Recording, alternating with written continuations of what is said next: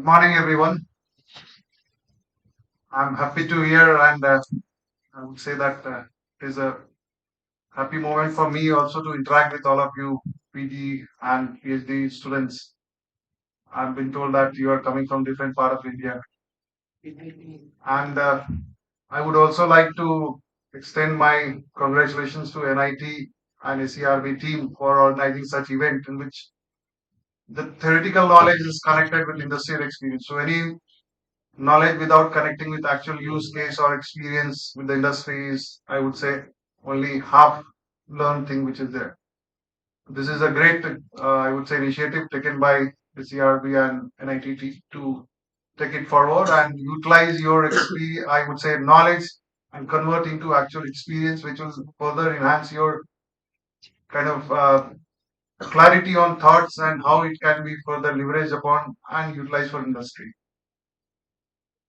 So, in that direction, before I go, I would say how this journey, or I would say Industry 4.0, is beneficial for industry and how this theoretical knowledge can be utilized, and what is current industry scenario in which we are living, and what is expected out of all this IoT solution, digitalization, etc. If you look at currently industry is not that conventional industry. Start with customer side because everybody is working for customer and visual profit. So that is the two aim I would say for in any industry. So currently it's not that you are getting any demand from customer, then you start. So we start by demand forecast. So industry is now working towards what is customer expectation. Then that is also backed up by, I would say, artificial intelligence, which is used to find out what is expected customer demand. So it start with that. Then after that, company looks at what is its inventory level, current inventory level, which can be delivered to the customer, required customer. What is location of those customer? Suppose I would give example of our industry. We have got various delivery locations, but depending upon customer, which delivery location will result into least transportation cost. So then it comes to where from which location we need to deliver. If we need to manufacture, which is the location which can manufacture at lowest cost, what kind of quality it is required. So all these things are related with real-time tracking of entire inventory, demand, process capability, process availability, equipment availability. So it extends to that area. And finally, it comes to how do you plan your raw material for manufacturing all those things. In between the industry, which is manufacturing process comes. So where we deliberate upon what is effective cost used, I would say asset utilization, what is least cost, how we can optimize the process so that we can produce at, I would say, highest efficiency with lowest emissions, with any without any unsafe incidents. Those are priority areas for, I would say, industry, and all those initiatives in industry for Industrial 4.0 is driven towards that. So these are, I would say, with this background, I will try to give you some example or glimpse of what we implement inside Tata Steel, which is connected with this IoT solutions, robotics, or Industry 4.0 solution.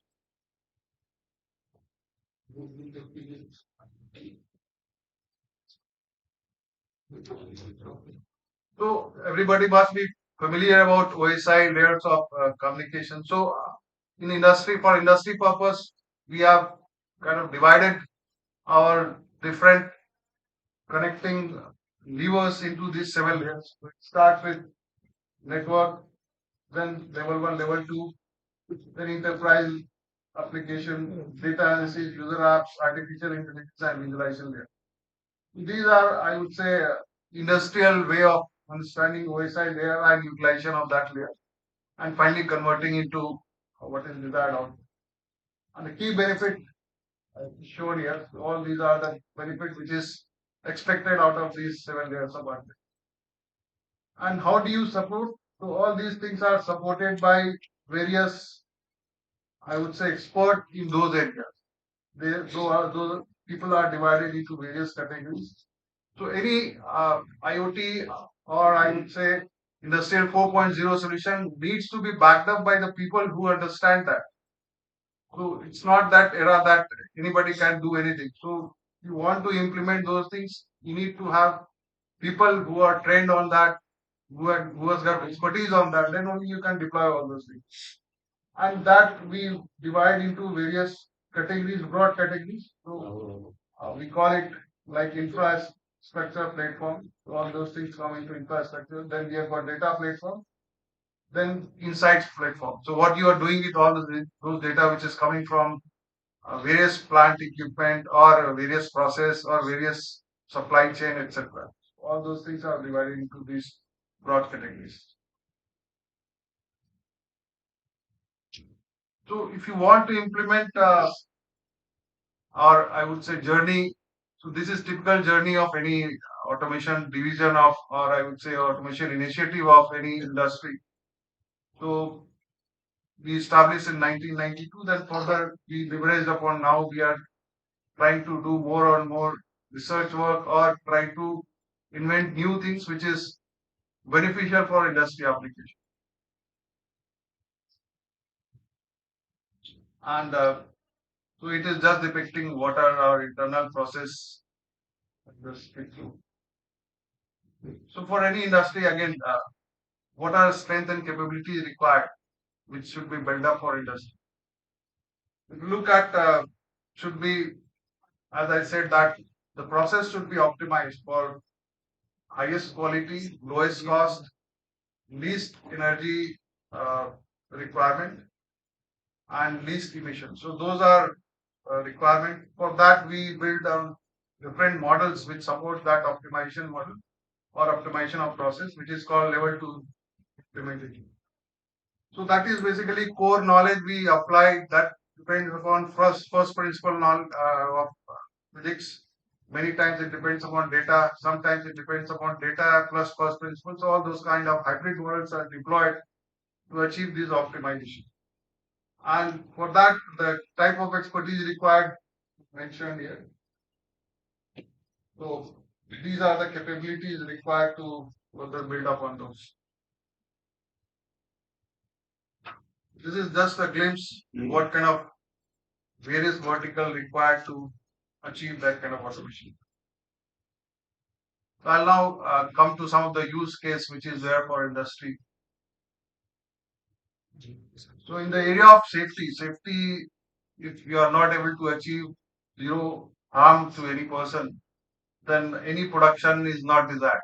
So that is the prime responsibility of any industry, and industry should work toward that. So in that area, we started with various initiatives, and video analytics these days is a powerful tool which is deployed across and achieving this unsafe uh, capturing of unsafe behavior or unsafe incidents or unsafe situations. So in that area, we started during COVID.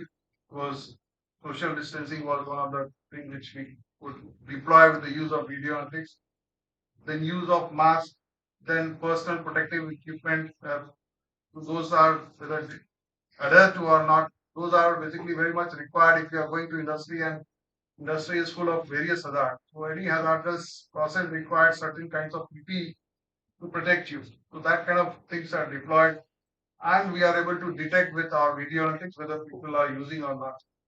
If person is walking on stairs, whether handling or handrail or not. So those are things which we are trying to deploy. Any demarcated zone can be detected if that is hazardous zone. So we do geofencing and we try to find out if the person is entering into a hazardous area. Those are alerts are given. Then various scrap material as an industry we use, and when it comes to inside the works, sometimes we find that it is coming along with explosive material. So we are again deployed video analytics to find out if any explosive material is coming along with the scrap, and those are taken care in advance. It could be explosive material, it could be radioactive material which can come along with scrap.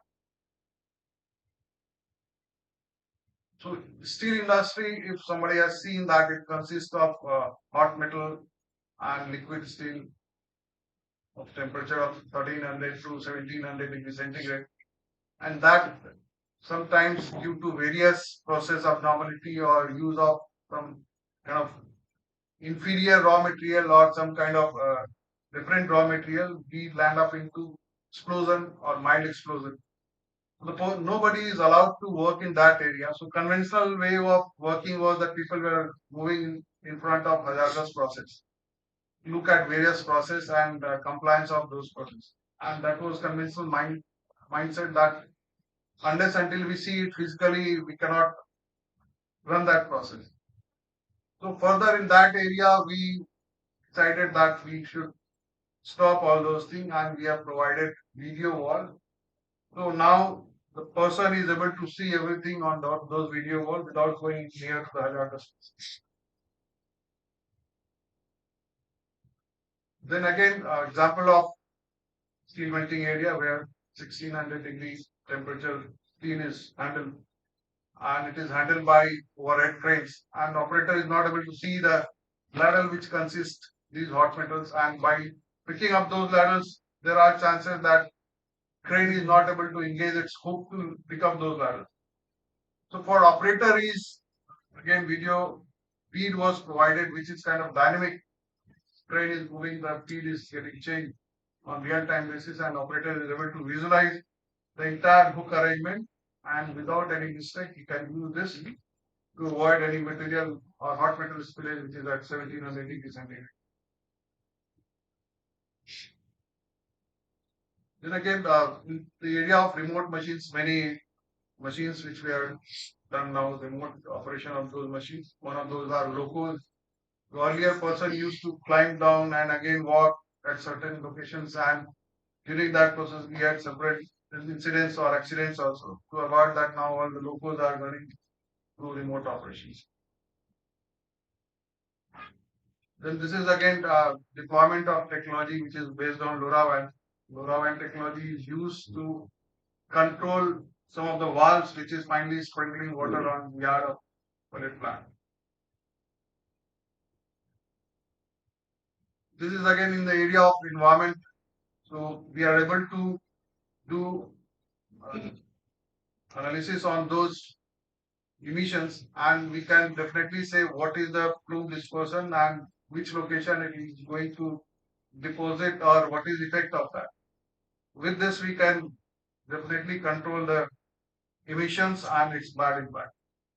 In the area of mining and iron making, some of the examples like we have got pelletizing this, so we are able to measure that green ball size, and also we can take care of control of this sizing and automate those processes so that the size of balls can be controlled automatically. So this is again example of pellet plant where we used to do a sample testing of strength of this pellet which is formed there. Now this was manual process and that was discrete, and time to time people used to take sample. Now we have installed one online machine which picks up this sample and does the strength testing online. That has reduced this manual effort as well as sample which was earlier three once in a shift. Now it is every 10 minutes or 15 minutes we can take those samples and better control the process. This is again in the area of reliability example of the area of pellet plant. We have got pellet car, and availability of that car is very important. And if it breaks down, if it deteriorates in its health, we only come to know either in shutdown or in breakdown. So to avoid, we have got online scanning, and it can definitely point out which car out of 150, 160 is effective, and preventive actions are taken. Again, this is process, I would say quality related thing. Sinter is made and in which there are different size of sintering which takes place. And for blast furnace reliability, which is getting fed from sinter, we need to have a perfect size of, I would say, or definite size of sinter. So to online assessment of those sizing, we do we utilize this video feed and apply deep learning to that and finally determine the size of center. Then it can be controlled online. So for example, for information center is I would say raw material for hot metal making. Hot metal is basically R&D. Again, this is level two, and level two consists of digital twin, which I said digital twin will consist of optimizing the entire process, which takes care of quality, which takes care of environmental norms, which takes care about fuel optimization, which takes care of energy optimization. So those are basically part of digital twin. And some cases, it was very effective in controlling emission norms. Sometimes it was felt that we need capital investment of maybe 50 to 60 crores or maybe more than that uh, to reduce that emission, which was done by only deploying digital twins. This is again level 2 model deployed in coke ovens. Coke is also a raw material, or I'd say the input which goes into blast furnace. And there are various optimization model or level 2 models applied into coke ovens. This is one of the example which we call it Cosmos system. It is having data science model, and it has got various ovens in which we push coke. Pushing cycle is maintained based on actual cooking time, etc. Those things are optimized through these models. This is I would say, good example of how to utilize asset for achieving maximum out of it. So in this, we need to basically measure the temperature of various oven top, and to do that, it is and the machine which moves it is a moving machine. If you want to do then various, or I would say, if there are 150 ovens, we need to deploy 150 parameters for that. So instead of this what we did that we have deployed individual fiber optic cable which is running in the machine, and it is going above that battery top and getting that signal to single parameter, which is kind of acting as a, and these fiber optic cables are acting as a multiplex. One parameter can cater to all these batteries. So utilizing only one parameter, you are able to determine temperature of multiple ovens. That is maximum utilization of equipment. Again, this is related with reliability of oven, how to determine that oven is having some issues. Road cell deployment on tie rod, which takes care of strain and stress on those ovens. And you can do advanced planning to take down and maintain so that we do not land up into any catastrophic outage.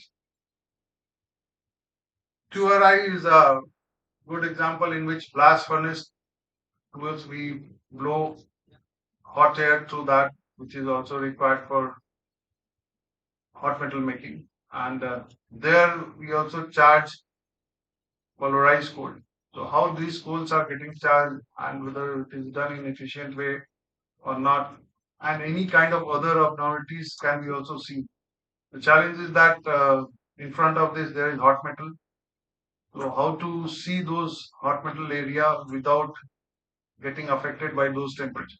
So it is beautifully designed, and people are able to take meaningful output out of that readings which is coming out of visuals inside the blast furnace 2 area.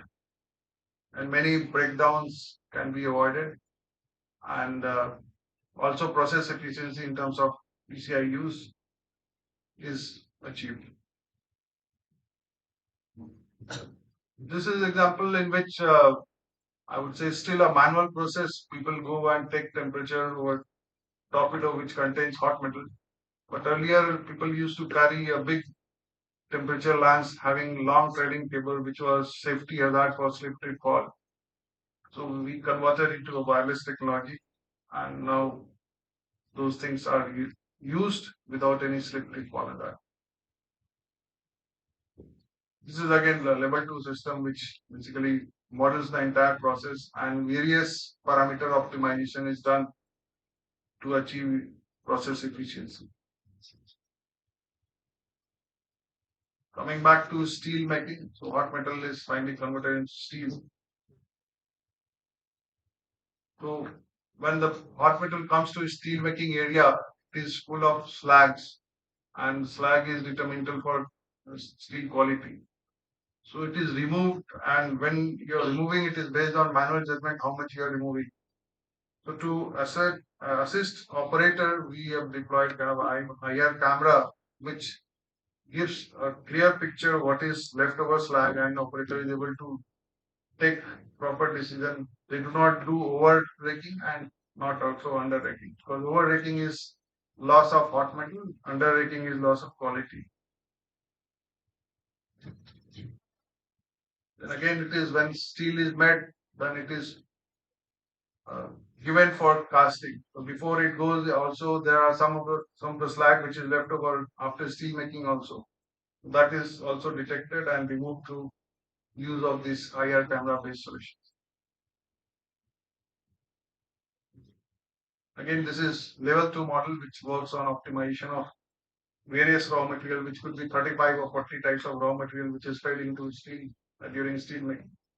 So how to optimize and achieve the target quality parameter, which could be carbon, could be temperature, it could be cost, etc.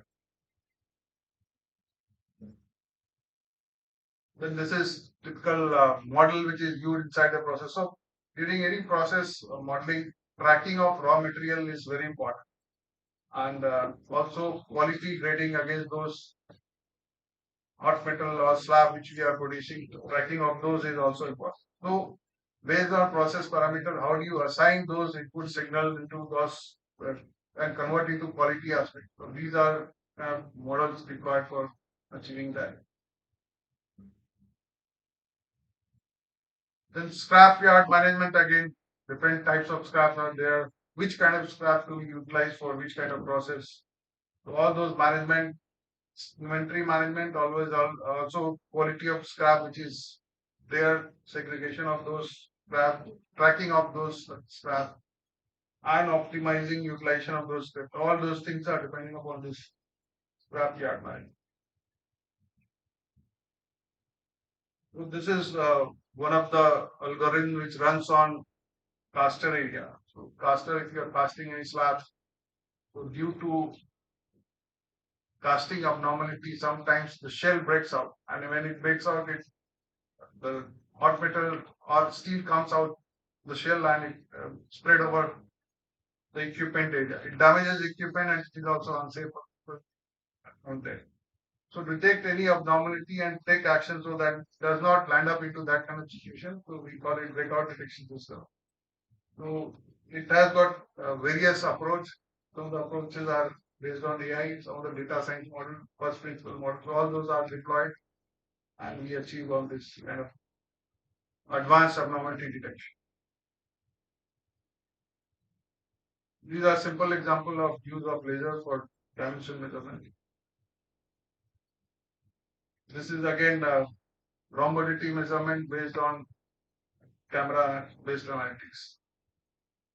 And if rhombus is out of limits, it can damage the equipment which is used for rolling. This is basically tracking of various roles required for manufacturing process. How do you optimally manage life and balance between cost and quality? This is again related with quality, which is mill chatter detection. So, in various signals from level 1 and algorithm deployed, we can detect if mill has got any chatter which affects on quality of cold roll product. Again, when you do hot rolling, you generate after roughing mill, you generate a front end which is not straight, and that has to be cut, and for further rolling it has to be optimized. So detection of proper head end and what length is to be cutting, so that we optimize on losses. That is crop optimization model which runs on based on video feed and other algorithm which takes care of optimization.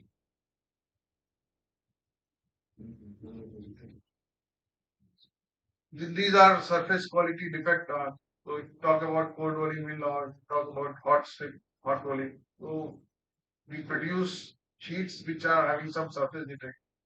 So when the line is running, we are able to detect it could be as high as 6 meter per second line, and we are able to detect online defect on those sheet surface, and those are used to downgrade or decide different grading of those downgraded products.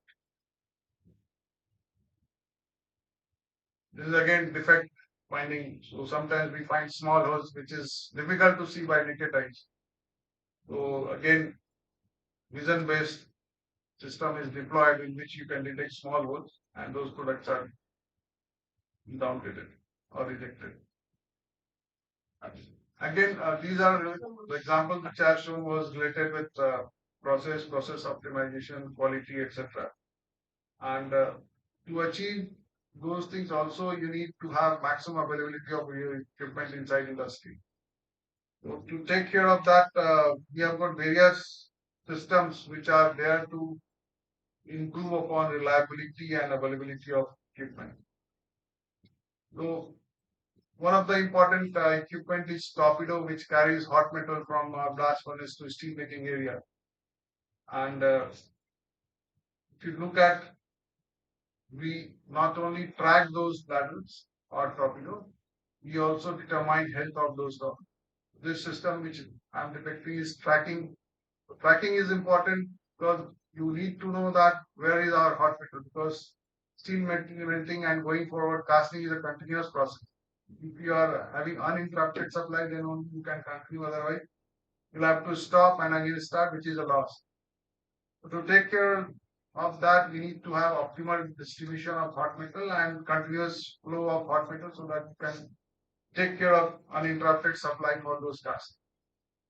To do that, we have got various torpedo and which are tracked on real-time basis. Where are those torpedo? What is hot metal availability and all that. So we have deployed this torpedo tracking system. It is also depending upon various technology. Sometimes we are deploying technology which is depending upon station-based tracking with from the RFID tag. Some of the cases we are using SIM-based technology, and also we are deploying GPS-based tracking of those documents. Then, if you come to finished product, we have got yards which can have as high as 1 lakh ton of cold roll sheet or hot roll sheet.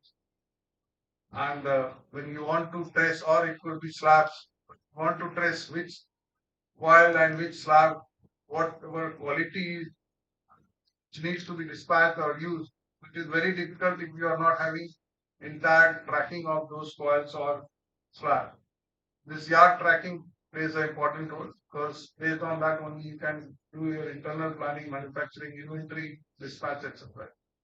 And it can track real time presence of any specific material.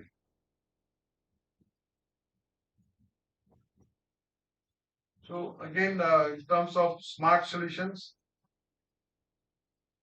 so various devices, uh, IoT devices, sensors we are deploying, and my colleagues must have told you about development of smart sensors and all those things. So why we need development of those kind of sensors? So normally, if you look at conventional sensor, it will have 2 wire or 4 wires sensor which is giving data to your PLC system or level 1 system. Then this data is getting transmitted to next layer where analytical engines are running, and finally you are able to determine health of equipment. So if you look at entire chain, you have got a lot of wire connection, you have PLC, and you need to do PLC programming, then interface and etc. And also we need to maintain those hardwares in terms of connectivity.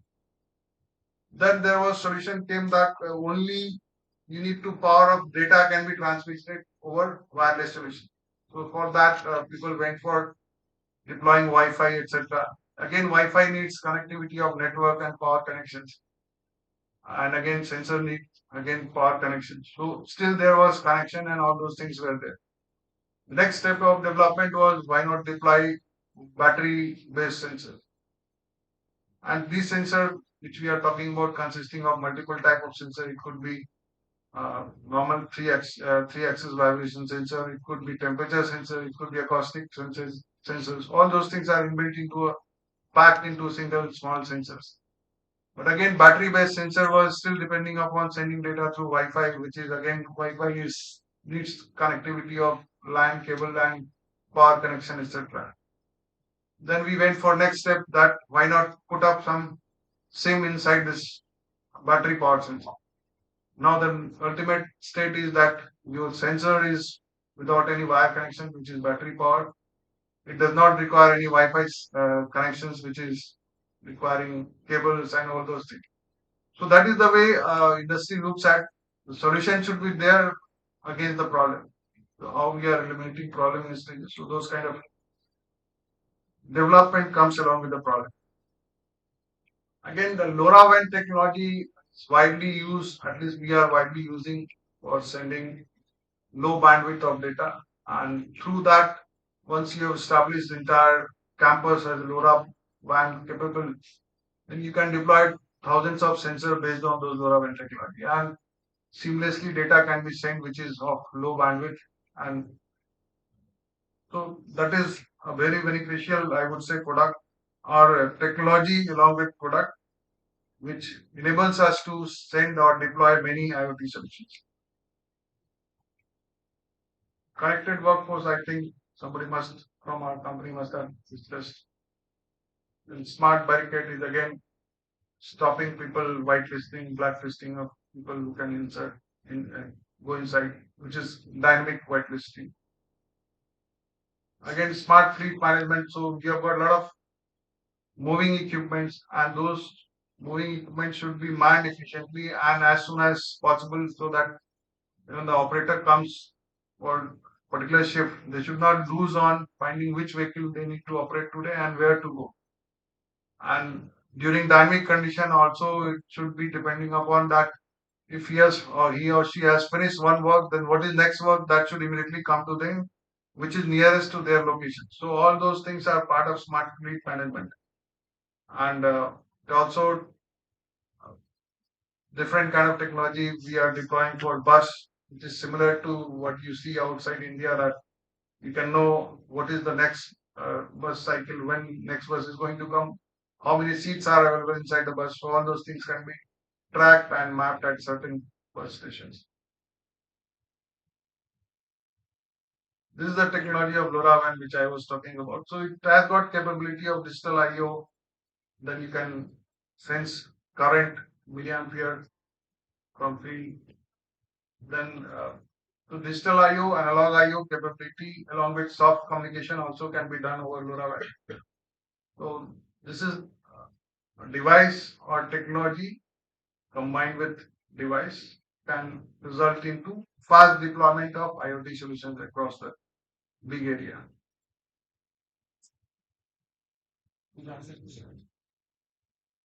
This is condition monitoring of assets which I have discussed. So data is collected through various sensors. Could be vibration sensor, it could be temperature sensors, and based on requirement, we do FFT of those signals. Sometimes we use RMS signals, and those signals are used to basically predict health of equipment. So sometimes we use first principle, sometimes we use uh, ML AI, and that and sometimes hybrid model to find out what is machine health. And we started with predicting health of equipment. Earlier, we used to maintain our asset, which was kind of time-based management. After maybe every 3 months or 4 months, depending upon type of equipment, you are putting down and changing something or inspecting something. Then it moved to condition-based with some sensor. Then it moved to predictive, which we are at current state. It can predict that based on current scenario, your equipment can run for one more month. So you can decide that what is your, and you can plan that within 1 month you'll be able to take care of those problems. And the next stage is prescriptive maintenance. The system will tell you what is to be done. which component to be changed, and what is to be done.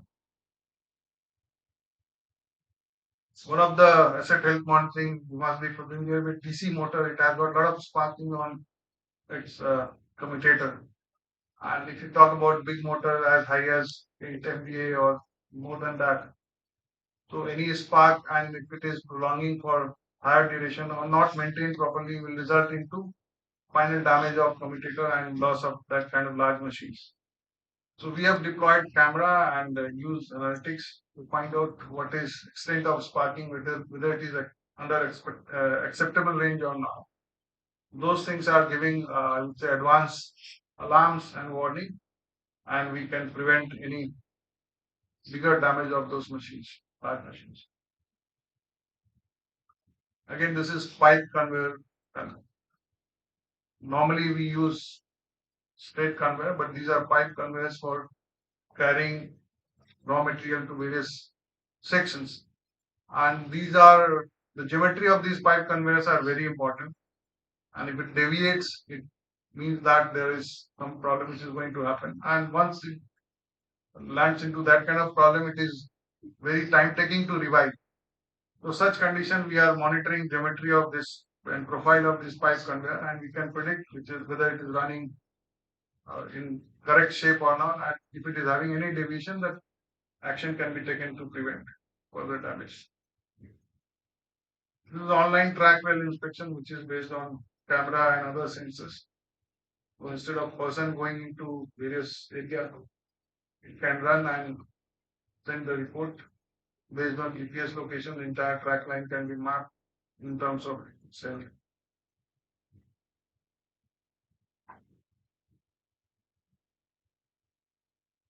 So these are take a top view. So it's not only plant process, it is also integrated margin management. Like if you are producing and selling something, then company like Tata Steel has got various production unit and various delivery units also. So how we are able to justify which process, which plant, which delivery cycle or which delivery location is beneficial. So all those things are part of integrated margin management. Then operation excellence we largely discuss. Smart asset we largely discuss. Procurement is also talk about is very important activity. And for example, if you are purchasing something, so there could be various variety or quality of that raw material. And which raw material, at what cost, when to buy, when not to buy, at what cost we need to buy. All those things are again part of this procurement 4.0. And market insight, as I said, that we need to have customer forecast, what we saw, what customer wants, what kind of material they want. That is market insight. So all these things are requiring AI engines to run based on various data, path data, and data analytics are integrated part of those technology.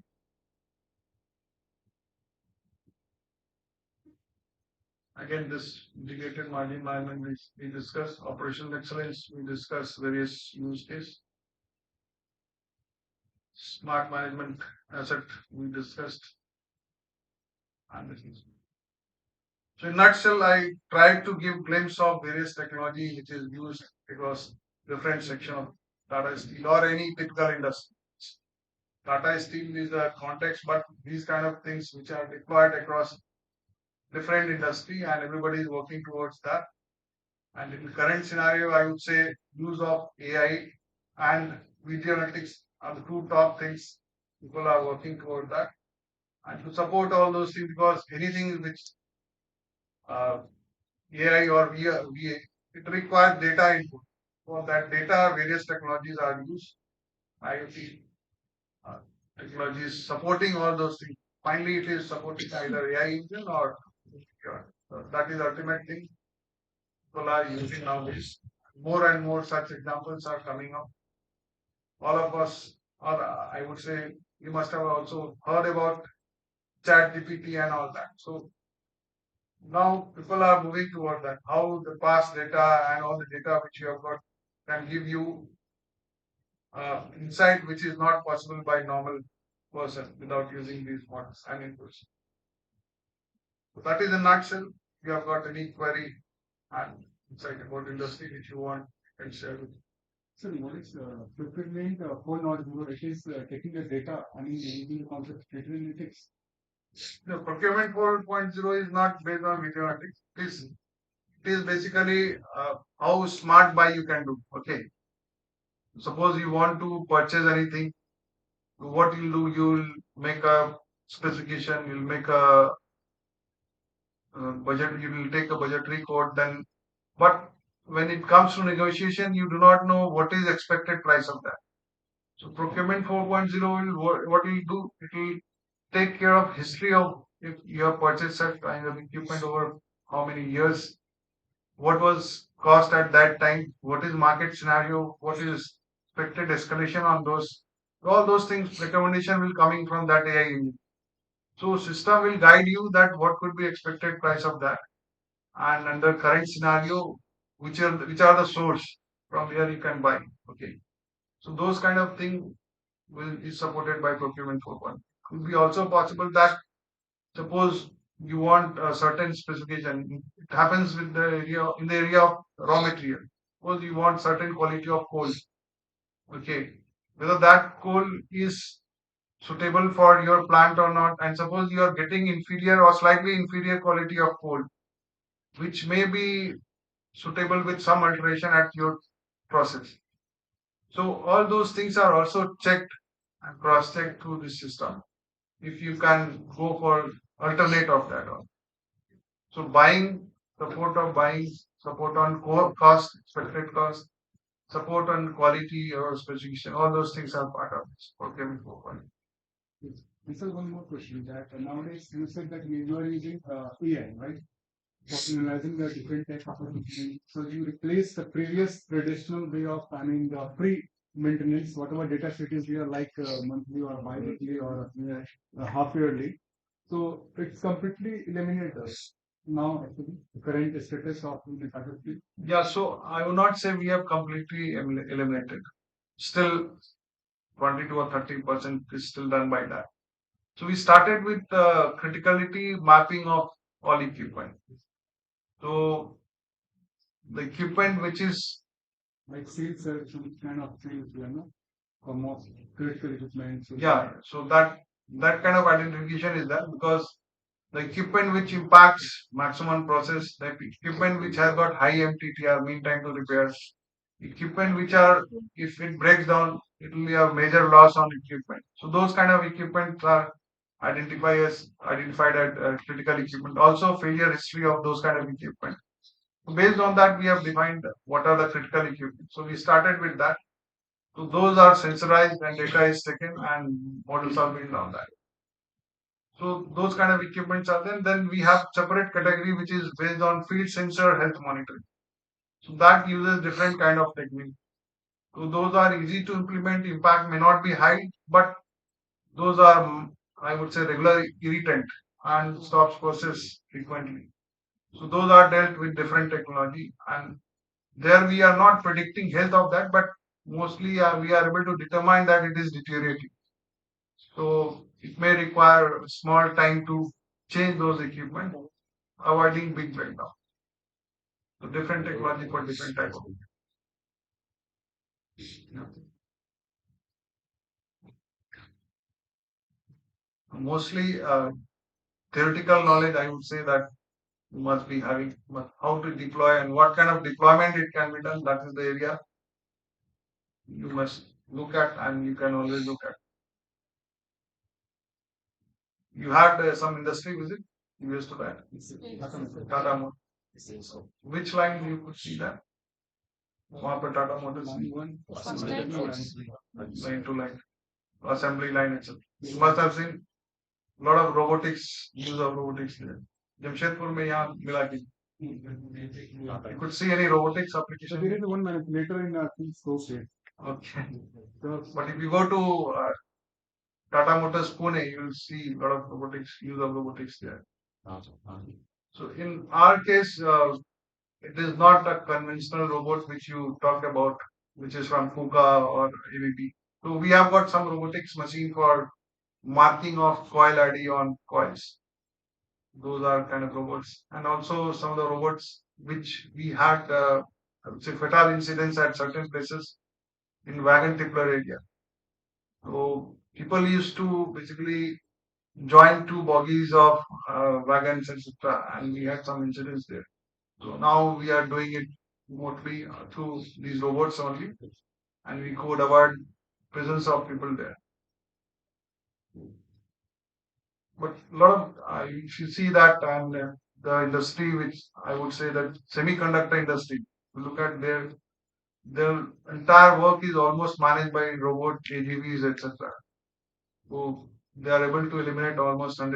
Only people are monitoring from remote health of equipment and working of AGVs, etc. But nobody is present at shop floor. So that is the area when we have got repeated operations and repeated work. There people are deploying. You must have read about Spot robot, which is kind of, you see, it looks like dog. It can walk and crawl to any space and do some kind of uh, manual work. It can walk here and open the door and go inside. So one of the use case that people are using, taking those Spot robot into hazardous areas. Suppose you have some uh, information that some hazard is there inside particular room. Instead of person going, that Spot robot can go there and capture the signal inside. It could be visual signal, it could be gaseous signal, it could be any other signal captured by robot and send it to remote location. Now you can know that, and it can also climb on stairs and all that. That is capability of that robot. So there are various applications now it is coming, and AGVs are one of the example people are or industry is using widely at various locations. In the area of PCB manufacturing, all defects are determined through video analytics. People can find out any defects on assembly of components on PCBs, etc. So industry is moving very fast on those direction, and conventional way of working has almost changed at many locations. But still, industry like us, which is very much resource incentive, maybe 18,000 worker inside working a single plant. A lot of manual work are still there, but slowly it is converting into. At one of the, I would say, we have got entire agglomerate operation, which includes sinter making, pellet making. Earlier, we had control room near to the plant. Now the entire control room has moved out, and we are working from remote locations. It was not thought of earlier. I would say it was first inside India. Certain applications are there at China, but worldwide for steel industry, it's not common. We could do that, and now we are moving by FY 27. Entire plant can be operated from anywhere. Any plant of Tata Steel can be operated from anywhere inside India or outside. That is the kind of vision we are taking. And it's not only operating, you can talk real time, anybody, all video feeds are coming at central locations. And over that, you are having video analytics running for safety or other quality, etc. Those feeds are, so now operator is sitting and watching mostly instead of acting on that. Okay, I think with no leftover questions, we can close here. Any other questions? No? So coming up to the end of the workshop, I think we had one of the best speaker, one of the best experience